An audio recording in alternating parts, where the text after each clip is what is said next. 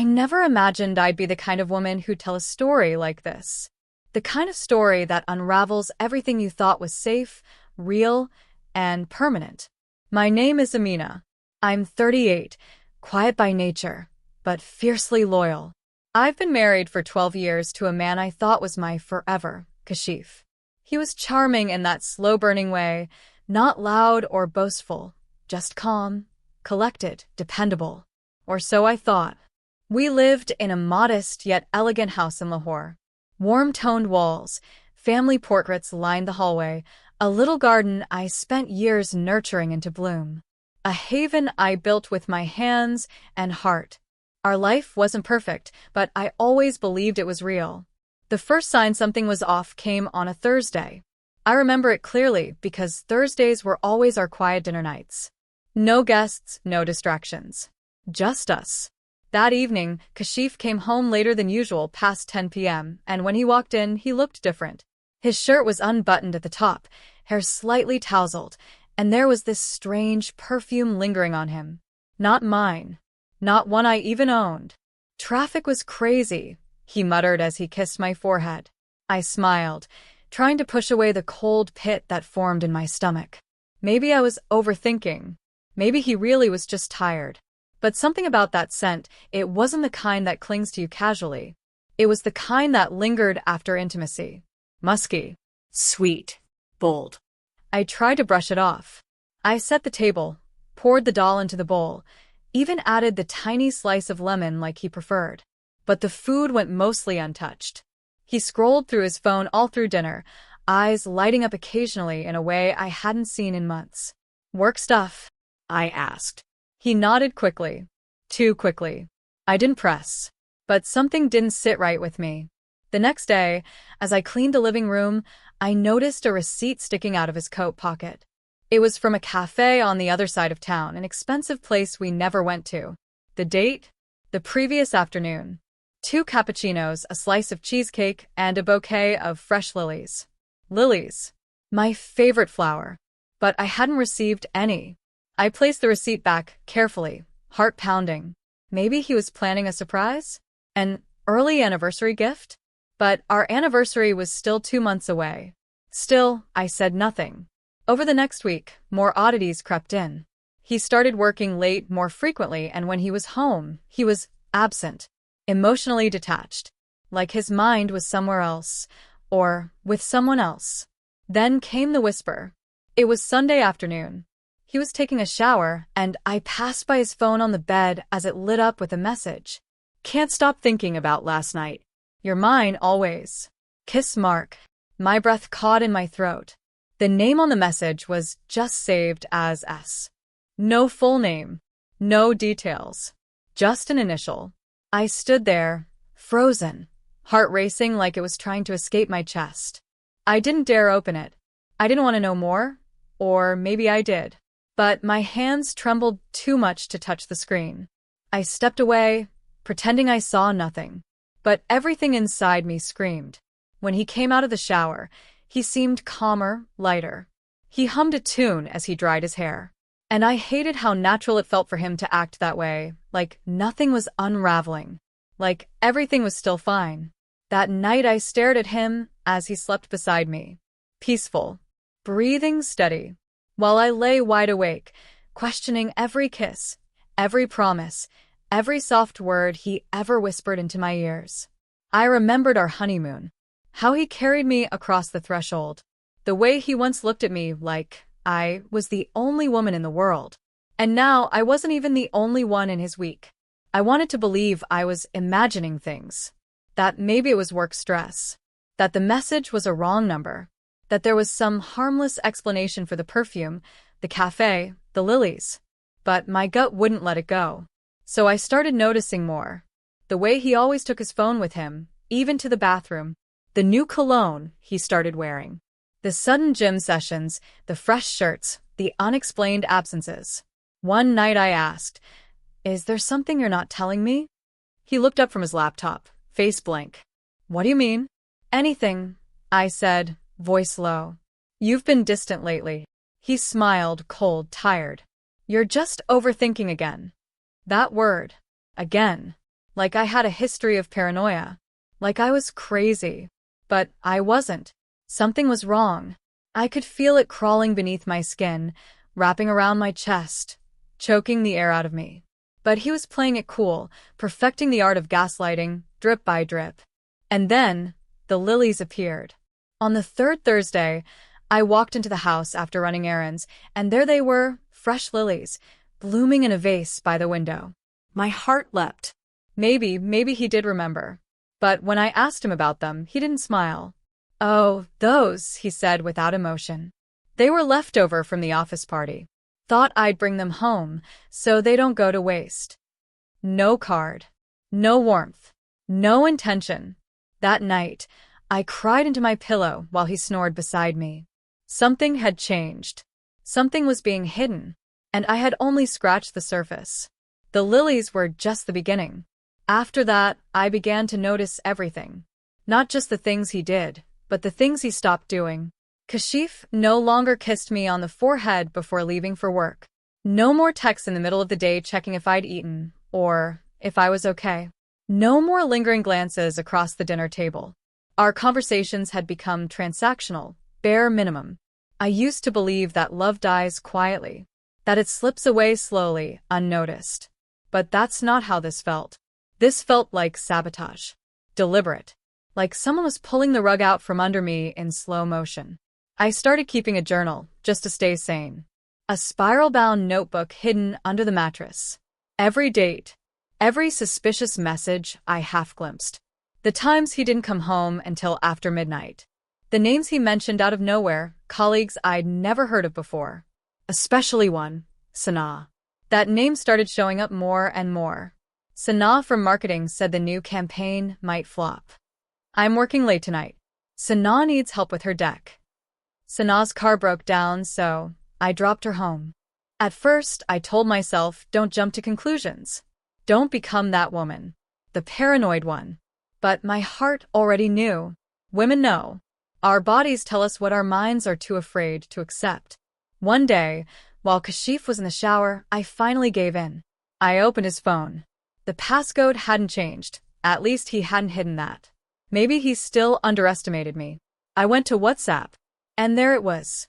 Sanaa Red Heart. My hands trembled, but I clicked the thread open. What I saw didn't shock me as much as it confirmed every single fear I'd suppressed for weeks. Messages from the night before. "Sanaa, can't wait till it's just us. This pretending is killing me. Kashif, soon. I promise." She's starting to sense something though. "Sanaa, let her. She's had you long enough. Kashif, you're the one I want, Sanaa. Always." I couldn't breathe. I read those lines over and over, trying to convince myself it was fake. A joke. A mistake.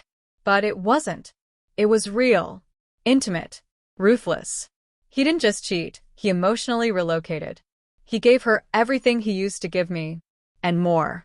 He planned a future with her, while I sat at home wondering if I overcooked the doll. I put the phone back and walked out onto the balcony. The city buzzed around me, oblivious. A child laughed in the distance. A motorcycle whizzed past. And I stood there, letting the numbness harden into resolve. But I didn't confront him. Not yet. Instead, I began my own quiet investigation. I called his office one afternoon under the pretense of bringing him lunch. The receptionist told me, "Oh, Kashif hasn't come in today. He said he had meetings off-site with Sanaa." Off-site. I knew what that meant now. I started tracking him. I know how that sounds, but desperate times unravel all sense of dignity. I followed him twice, taking a rickshaw so he wouldn't notice my car. Both times he didn't go to the office. He went to Gulberg, to an apartment complex I didn't recognize. I waited from a distance. A few minutes later, she appeared. Sanaa. Slim. Stylish. Younger than me by at least 10 years. Perfect makeup, confident smile. She hugged him like she belonged there. Like I didn't exist. The first time I saw her touch his face, the same way I used to, it felt like something sharp sliced through my chest. But I didn't cry. Not then. There was no space for tears anymore. Only plans. I went home and started documenting everything. Printouts, screenshots, a file I titled, "Just in case." I needed to protect myself, because I realized something chilling that night. This wasn't just betrayal. It was a setup. Over the last few months, Kashif had begun making subtle financial changes. I hadn't noticed at first, but now it made sense. The joint savings account had been quietly drained. Our property was no longer under both our names. It had been transferred to his company for tax purposes. The car I drove had been registered in his name. Even the jewelry he once gifted me had been moved into the family locker, without my access. He was cutting me out, preparing for a life where I no longer existed. The worst part? He was good at it. He didn't yell. He didn't threaten. He didn't even pick fights. He simply phased me out, smiling the whole time, like a criminal wiping his fingerprints clean. And all the while, Sanaa was waiting in the wings. Smug, confident, sure that I wouldn't fight back. But I wasn't going to disappear quietly. Not anymore. I started recording conversations, saving messages, consulting a lawyer, quietly. One I trusted, a woman who had seen this pattern before. She confirmed my suspicions. Kashif was preparing for divorce. The kind where the wife ends up with nothing. That's when I knew I had to be smarter. If I confronted him now, he'd twist it. Say I invaded his privacy. Make me look unhinged. That's what men like him do. They don't fight fair. They fight smart. So I played along. Smiled when he came home. Asked him about his day. Cooked his favorite meals. Even joked about getting a dog. And every night, when he left the room, I added another entry to my file. Another piece of proof. Another nail for the coffin of his lies. Because while he thought I was sleeping on the truth, I was building my case. And soon, he would learn what it felt like to be betrayed. To be blindsided. Because I was done being the passive wife. I was preparing for war. It happened on a Friday. The day Kashif finally slipped up in a way he couldn't undo. I had been waiting for the right moment not just to catch him, but to corner him. I wasn't interested in emotional outbursts. I wanted facts, evidence, and his silence. That morning, he left for a team retreat. Supposedly, he'd be gone overnight. I played the dutiful wife once again, ironing his clothes, packing his bag, even slipping a have-fun note into the front pocket like some kind of fool.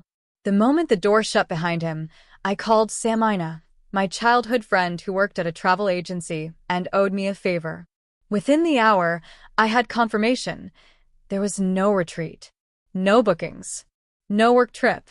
But there was a weekend reservation made under Sanaa Rahman, with a second guest listed as Mr. K. Hussein. A luxury villa, 3 hours outside the city, by a lake. Secluded, romantic, perfect for people who thought they could live without consequences. I remember sitting on the edge of the bed, staring at my phone, my heart pounding but steady. I had proof. Tangible, undeniable proof. But it wasn't enough. I didn't want him to just confess. I wanted him to feel it, the way I had been feeling for months. Shattered, small, disposable. So I waited until nightfall, packed a bag, drove myself to the villa. I knew where it was. Samina had sent me the address and a pin location. I reached just after 10 p.m. The security guard at the gate didn't question me when I said I was delivering something left behind by Mr. Hussein. I guess when you look calm and confident, people believe you. The villa was lit dimly. Warm yellow lights spilled through the windows, flickering with movement. I crept up the path slowly, every step measured. I could hear laughter, her laugh, high and sharp, his voice, too, low and familiar, rumbling beneath hers. I reached the sliding glass door. And stopped. Inside, there they were. Sanaa on the couch, legs curled up, wearing my husband's hoodie. Kashif beside her, holding a glass of red wine like he was in some cheesy Netflix movie. Her hand on his knee, his hand tracing circles on her back. And just like that, everything I had endured boiled over. I didn't cry. I didn't scream. I knocked. 3 sharp, deliberate taps on the glass. They both froze. Kashif turned first. The blood drained from his face like someone had punched him in the stomach. Sanaa stood up, confused at first, then nervous. She pulled the hoodie tighter around her. I smiled. Then I slid the door open and stepped in. "Good evening," I said, voice like steel. "Hope I'm not interrupting." Kashif stood up too quickly. "What are you doing here?" "Delivering something," I replied, dropping a thick brown envelope on the coffee table. It landed with a satisfying thud. "Evidence. Proof. Legal documentation. Everything you've been trying to hide." Sanaa looked at the envelope, then at him. "What is this?" "Everything he didn't tell you," I said, eyes still locked on Kashif. "Including how he's been emptying our joint accounts, moving assets, and planning to leave me with nothing." Kashif's jaw tightened. "You went through my things?" "No," I said. "I went through our things. You just forgot I was still part of the equation." He stepped forward. "This isn't what you think, Mahira." "Stop." My voice cut through the room like a blade. "Don't insult my intelligence. Don't pretend this is anything less than betrayal." Sanaa tried to speak, but I turned to her. "And you knew he was married. You chose this. So don't act surprised when karma shows up in heels." She blanched. Save it," I snapped. "You're not worth the words." I turned back to Kashif. "You planned this carefully. Quietly. You thought I'd never find out. That I'd walk away like a meek, heartbroken woman with nothing. But guess what?" I stepped closer. "You forgot who you married." His voice dropped into a lower register, an old habit when he was angry but wanted to sound calm. "You're making this worse than it needs to be. Let's go outside and talk." "No," I said. "You'll listen. Here." "Now." I reached into my purse and pulled out my phone, played a recording his voice from 2 weeks ago, saying, "Once I move the rest of the money, she won't have a leg to stand on." Sanaa looked horrified. "You said this wasn't serious. You told me you were separating legally." I laughed. "Of course he did. You think he's going to tell you the truth? He hasn't even told himself the truth." Kashif's hands were balled into fists now. "Enough." "No," I said. "You don't get to say when this ends." I walked to the table, picked up the envelope again, and held it out to him. Inside is a list of every transaction, message, and lie you've told. I'm filing for divorce. And I'm coming for everything you tried to steal. He didn't take it, so I dropped it at his feet. Sanaa stepped back like it was a bomb. I turned on my heel, but just before I walked out, I paused at the door and said, "Oh, and one more thing." They looked up. "My lawyer is better than yours." Then I left. I drove home in silence. No music. No tears. Just breath after breath after breath. It wasn't over, but I had taken the first swing. And the foundation he'd tried to erase me from, I was going to shatter it, stone by stone. The morning after I exposed Kashif and Sanaa, I stood in front of the mirror and barely recognized the woman staring back at me. There were dark circles under my eyes, yes, but something else too. A stillness. A new kind of strength. Not the kind built on hope or compromise. This one was forged from fire, from betrayal, from the pain that no longer scared me, because I had already survived it. I didn't cry that day. I made a list instead. It was titled, simply, Rebirth. And the first item on that list was, reclaim my name. When I married Kashif, I'd let myself become Mrs. Hussein in every possible way. My name was on his credit cards, attached to his medical records, embedded into his corporate life as the perfect, loyal wife. But I wanted my name back, Mahira Riaz, the woman who once dreamed of running her own design studio before life turned into a daily act of survival. I went to the local office and started the paperwork to restore everything under my name. It felt symbolic but also spiritual, like I was finally walking back into myself. The next item on my list, take legal action. My lawyer, Anaya, was a firecracker. Young, ambitious, and exactly the kind of woman Kashif never would have seen coming. She read through the documents I handed her and raised her eyebrows more than once. "He's smart," she said. "But not smarter than a woman with receipts." She filed the divorce petition that same day, grounds financial fraud, emotional abandonment, and strategic asset evasion. The bank records, the voice recordings, and the screenshots of his messages gave us everything we needed. She also filed a motion to freeze our joint assets until a court could intervene. Kashif would no longer be able to quietly drain the accounts and vanish. By the end of the week, the storm had reached him. He tried calling once, twice, then 20 times. I didn't answer. I didn't need to. He sent long texts, shifting between anger, apology, and guilt. One minute he was writing, "You ruined everything," the next, "Please, let's just talk. We were good once, remember?" No, Kashif. You were good at lying. I was just good at loving you through it. I moved into a small apartment above a quiet cafe owned by a friend. It wasn't fancy, but it was mine. I painted the walls myself, hung up twinkling lights, and set up a corner desk where I could finally begin designing again. For years, I'd let my talent sit in a locked drawer. Now I pulled it out, sketch by sketch, idea by idea. I started sharing my work online, anonymously at first, then with my name. And people responded. My inbox began to fill with small orders, freelance projects, invitations to collaborate. I remembered how much I loved this. The art, the rhythm, the satisfaction of building something with your own hands, not for approval, but for purpose. But healing wasn't just practical, it was emotional. So I went to therapy. I didn't want to carry his shame in my chest anymore. I didn't want to keep replaying every fight, every lie, wondering what I could have done differently. The therapist, a kind woman with a calm voice, asked me one question during our first session that shook me. "Mahira, when did you first stop hearing your own voice?" It took me days to answer. Because the truth was, I hadn't just lost myself in my marriage. I had slowly silenced myself to keep peace. I had dimmed so Kashif could shine.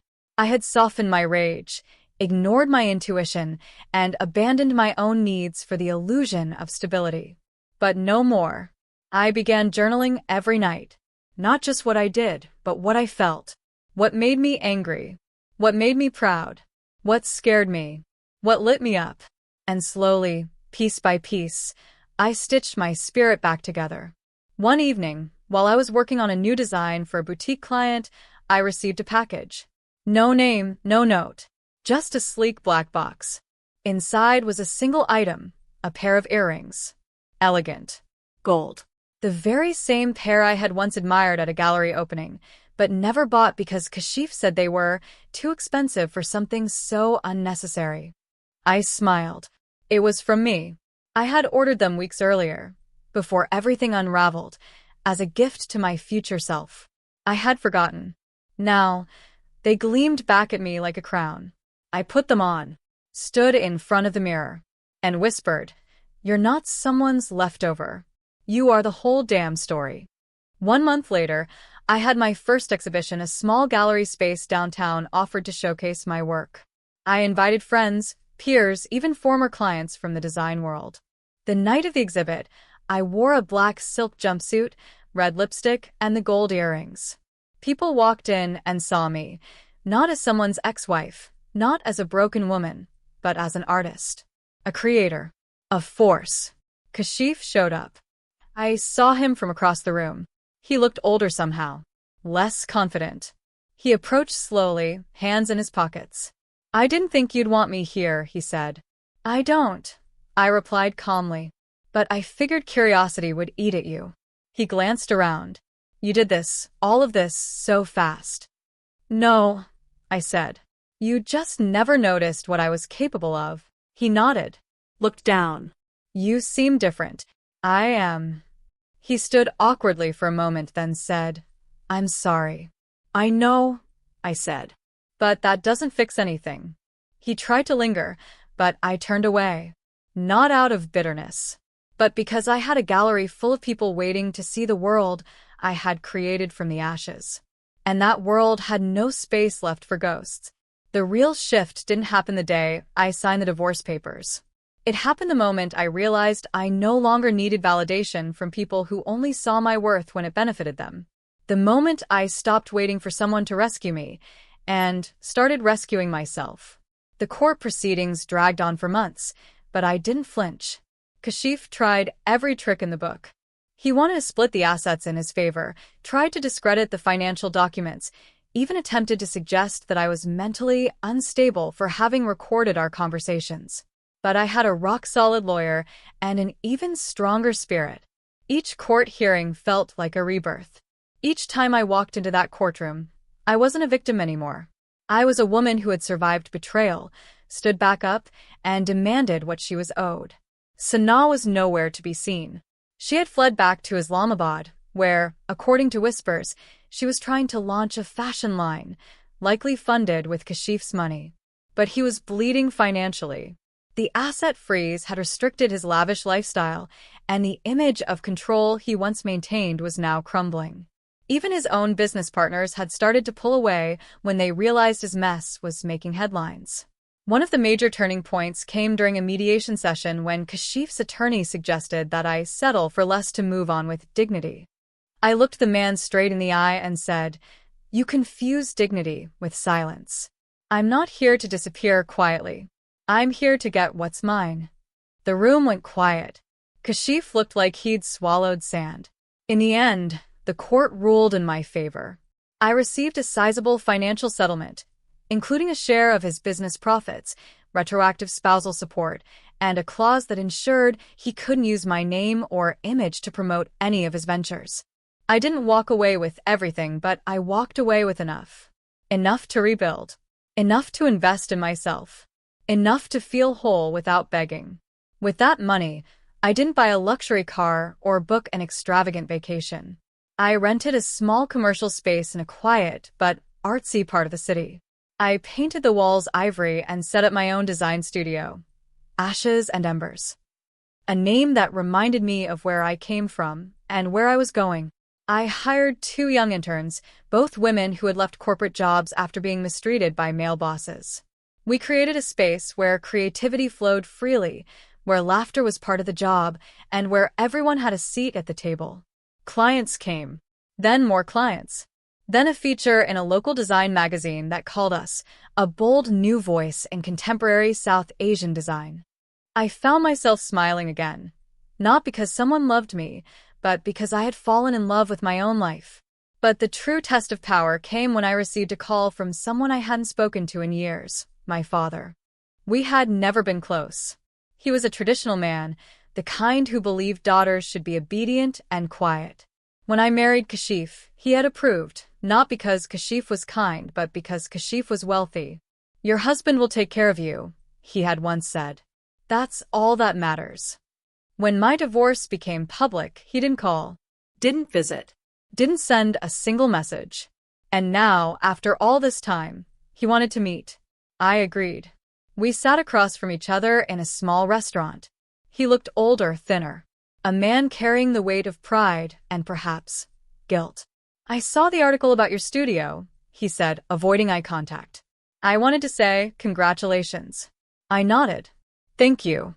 Silence stretched. Then he said, "I know things were hard, and maybe I should have been there more." "You didn't believe me when I needed you the most," I said plainly. He winced. I thought maybe you were exaggerating." "You thought your daughter was lying," I corrected. "Because believing me would have meant questioning everything you thought was right. And that was too uncomfortable for you." He looked down. "I'm proud of you now," he whispered. I leaned forward. "I'm proud of myself too. But I don't need your pride to feel worthy." It wasn't bitterness. It was clarity. And in that moment, I realized the full circle had arrived. My power was no longer defined by who believed in me. It was defined by how deeply I believed in myself. Weeks later, I was invited to speak at a women's leadership event. The topic was reclaiming your voice. I stood on stage in front of a packed hall, wearing a charcoal gray sari with silver embroidery, a design of my own. As I looked at the crowd of women, some young, some middle-aged, some in tears already, I told them my story. Not the edited version. The real one. I told them about betrayal. About the pain of loving someone who saw you as dispensable. About waking up one day and realizing that survival wasn't enough, that thriving was the only justice. And I ended with this. You don't become powerful by never falling. You become powerful by rising, refusing to be erased, and choosing yourself again and again. The applause echoed like thunder. After the event, a young woman approached me. She was trembling. My fiancé is like him, she said softly. And I've been afraid to leave. I took her hand and said, then this is your sign.